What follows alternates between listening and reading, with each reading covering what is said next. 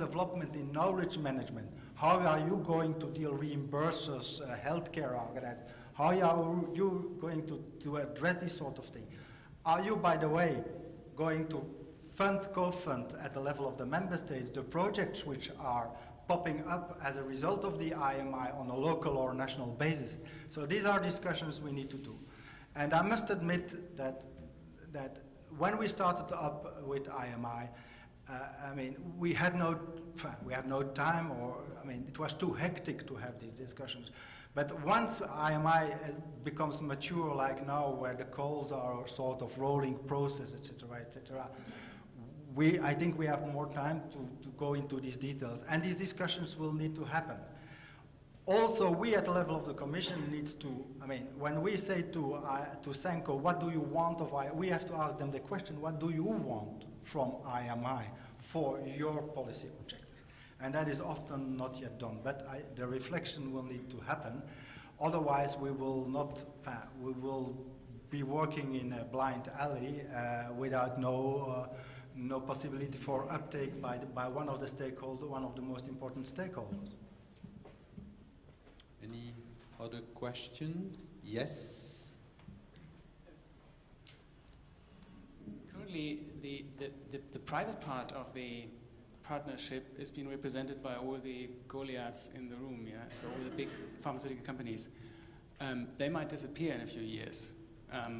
What would you think? I mean, I heard a lot of discussion about bioclusters around Europe being established from larger companies, but at the end, the private investigation might happen in very small units. So would you foresee that the private-public partnership would take those into account? I don't think I got really your point, but I mean, for the moment, in the founding discussion between the founding members, it's the European Commission and it's the European Federation of Pharmaceutical Industry, EFPIA. If the pharmaceutical industry develops its structures on a certain way, we will need to take that into consideration. But it will need to be EFPIA who gives us the way how they want to see the collaboration. I think we cannot impose on a founding partner how they should react. What we want is that the agreements which we made by the in-kind contribution, the in-cash contributions of us, and the participation, and the fact that EFPIA drives the strategic research agenda, that EFPIA drives the topics and drives the momentum of the calls, etc., and participates with this entity, that's what we want. If for any one reason in the next 5 years there is no pharmaceutical industry who can cope with this, or there is no European Commission who can cope with that anymore, then we have to review. But I don't think that, I mean, these are, once you have the commitment of the two partners, there is no problem, because then you can implement it in any way you agree to implement it. We had to make choices in the beginning how to work together. I remember that on the evaluations, which, by the way, was recognized by independent peer reviewers as excellent, transparent, and fair, we had to discuss with EFPIA, with the industrial partners, how we would address their concerns. We had to address how academia would be concerned. So we found solutions for that. So whatever moves in the pharmaceutical industry as new models of research, I don't know if I understand you well. It might be that you outsource your research to some other people. Then we need perhaps to work with these other people rather than with the Pfizer Research Center or whatever. But I think IMI is mature enough now to absorb these changes, and there might be changes in the public academic approach to research also. We see that there we have more entrepreneurship also, that some of these academics are making startup SMEs, etc., and participate as that to him. I think we need to be able, and the board will certainly together with the executive office reflect on that. If these changes happen, I think IMI is mature enough to absorb that. Yes, I don't know if I answered your questions. think that's an excellent introduction to our next speaker. I think that we have to make clear that indeed our private partners within IMI is indeed the large pharmaceutical companies under the umbrella of EFPIA. And indeed, when IMI was conceived, part of the idea was indeed to support the pharmaceutical sector, to support the companies members of EFPIA, and that's why it's important, if we want to have a vision of the future, to hear about the priorities of the industry. And we are fortunate to have the new General Director of EFPIA with us today, Richard Bergström, and I take this opportunity to thank you for coming here in Budapest with such a busy agenda. Thank you very much. Thank you. Thank you very much. I'm happy to see so many of you still in the room here. The sun is shining and many of you are planning to go to the airport. I'm just new in this job. I don't know much about research. I know a great deal about drug development. That's my background. I worked in drug development and regulatory for many years. I've also, while I was in Sweden until a few weeks ago, I've served on the board of the Karolinska Institute, appointed by the Swedish government, so I know a few things about research, at least from the academic side. Now, I'm very happy to see, and I say that at the outset here, that the other of the two the founding partners here, the industry, has basically the same perspectives on this as the Commission, which is a good start. We have built this house of PPPs. I really like that expression. And we probably will build under FP8 another house of PPPs. It will probably look different for a few reasons that I'll address in my brief presentation. Now, I will skip some of my slides in order to avoid repetition. You are well aware of the whole original vision. You were aware also of these building blocks. The point was made by my colleague from GSK earlier that we have focused intentionally on the first steps of drug development, whereas there are other steps down the line where we as in industry truly see problems and a need for greater collaboration between partners. So we think that from our perspective, when we look upon the remaining part of IMI and what we now start to discuss and plan for FP8, which will not be IMI 2, it'll be something else. It'll be a public-private partnership of some kind. We are very much interested in that from the R&D based industry side. Now, so I wanted to show this. This was the primary focus of the early calls, and you will hear more from my colleague Magda later about the remaining calls. They're still focusing very much on this because this is the construct. We think now that we plan for the next big thing under FP8, we need to address also these other things. We have a real problem today with misalignment of expectations, of requirements, both from a regulatory perspective, but primarily I would say from people that are not probably in this room. And these are the people that pay for medicines, the people that organize healthcare and make sure that patients get the medicines. We in the industry increasingly see that we come with products to the market. We may have collaborated with academic institutions in Europe or elsewhere in finding the ideas. We develop them together with academia around the world, with clinical trials, everything. We've worked with the EMA and the FDA from early on. We get their advice. We do the studies the way they think they should be done. And even the regulators might be quite enthusiastic about the products. And then we meet the payers saying that we didn't order this. We didn't ask for this. So we need to bring all these people into this, because ultimately it's also the demand side that matters for the whole innovation system. To go back to what the Commission colleagues said, this all started with the realization that we needed to boost the competitiveness of the sector. Now, as we go along, we also realize this is about matching that with the public health needs. So everyone involved in priority setting, whether you sit at the table and decide on funding up front, push funding, or whether you are there in the pull perspective, that you actually buy things, or you reward things afterwards, they need to be part of this agenda as well. And they have not been part, and that was not the way it was designed. So we think that as we go forward, we need to work even more closely with EMA. I know that there are attempts now in the remaining parts of IMI to work much more closely with the European Medicines Agency. We talk about sharing knowledge and sharing data. Guess who sits on most of the data? Well, the EMA. They have tons of data, which basically we don't use much of. There are repeated complaints from academics that we would like to find out what's in those vaults of the EMA. It's probably more on disk drives these days, but still.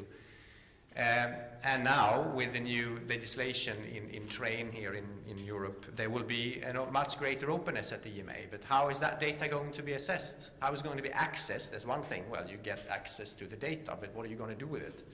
It's completely impossible to digest. For someone who's worked in drug development in a company, or if you worked in a regulatory agency, you know how to maneuver your way in all these structures with all the ICH documents and everything.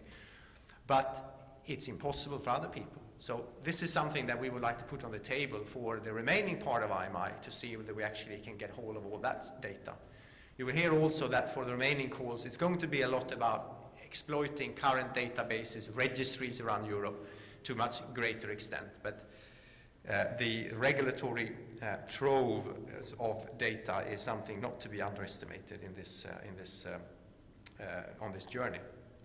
Now, I'd like to answer the question about what are the industry priorities. Well, I'll start with there was a process in 2004 leading up to a WHO report, the WHO European office together with WHO Geneva, and under the presidency of the Netherlands, when they had the EU presidency, presented a report on priority medicines, saying that this should be the driver for the research going forward. And you see on this list here, you have things like antibiotics, where we know that there is really a problem. We don't have enough of antibiotics in the pipeline. To me, it's a frustration that we don't have more of that addressed in IMI. And that's a top priority for EFPIA in the near future, to explore why is it that we don't get those proposals, neither from the companies, nor from academia, nor from governments. We need to explore that, because we need to match what we're doing with the public health needs. Well, pandemic influenza is something that's been hotly debated. We have also, and this may surprise some of, maybe not some of you, but others, that believe that we have all the medicines we need against hypertension and depression and everything else. There's a lot to do here.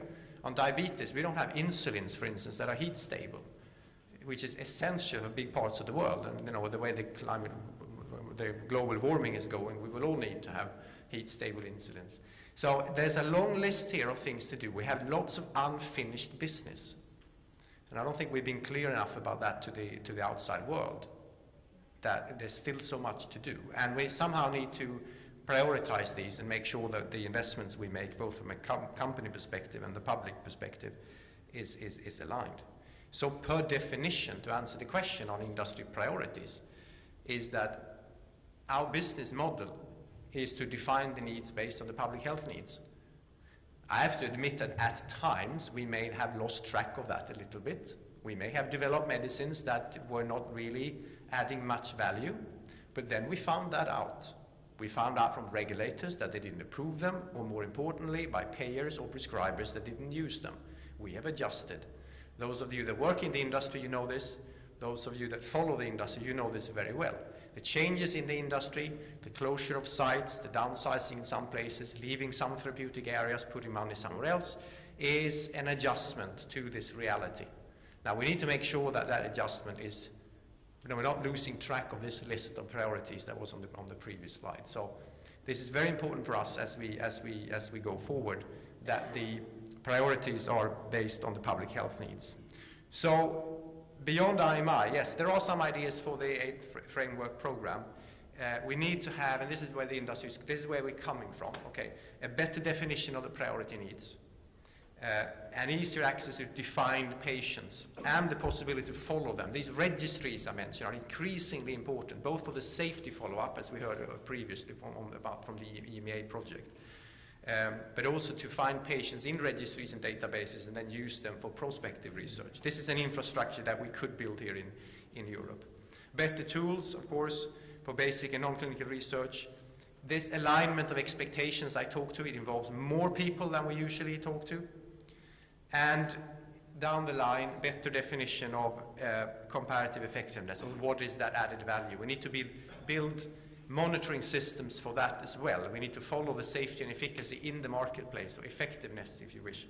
And this is something we think could actually be addressed even under IMI.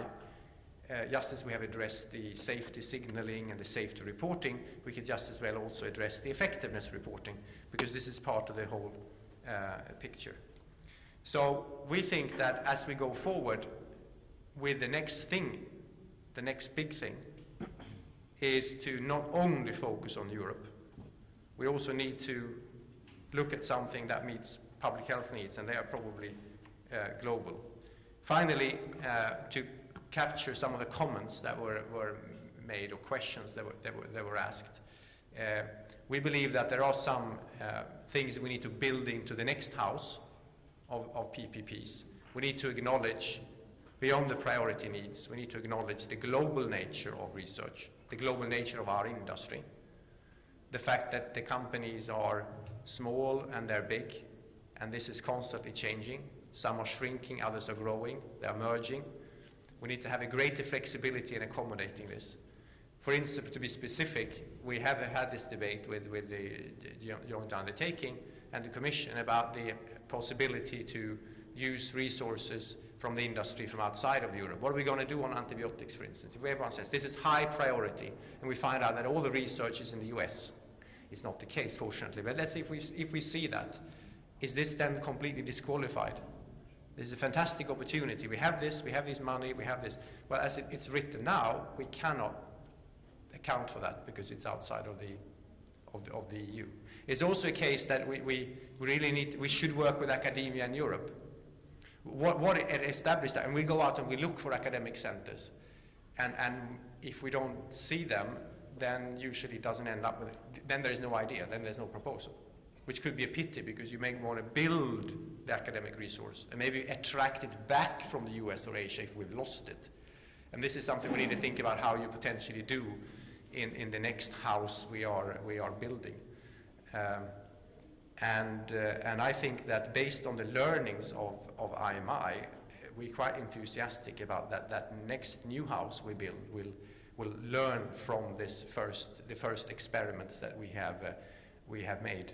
And it could be so that some of the money that we have planned to spend for IMI, that we can maybe reserve that money, at least from the industry's perspective, and use that in a new public-private partnership under the 8th Framework Programme. That's something that we also need to discuss with the Commission and the stakeholders.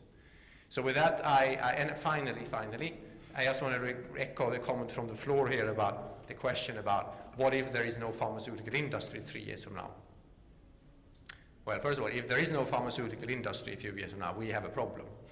Not only I work for them, but we have a problem as society, because who else is going to take the medicines to the market?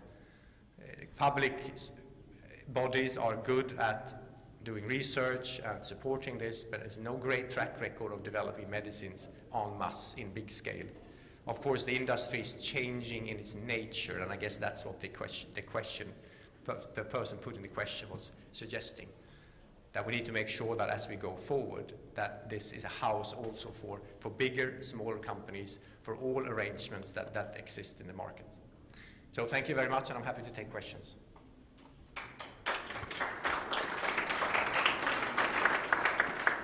Thank you, Richard. Should be questions.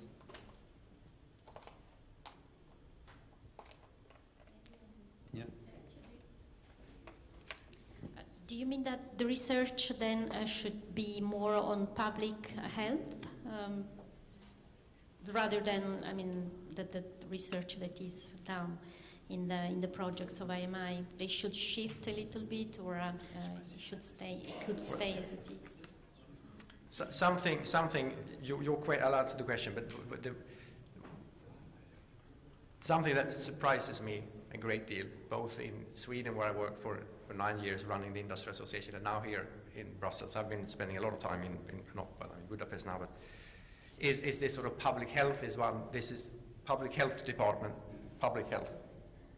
Okay.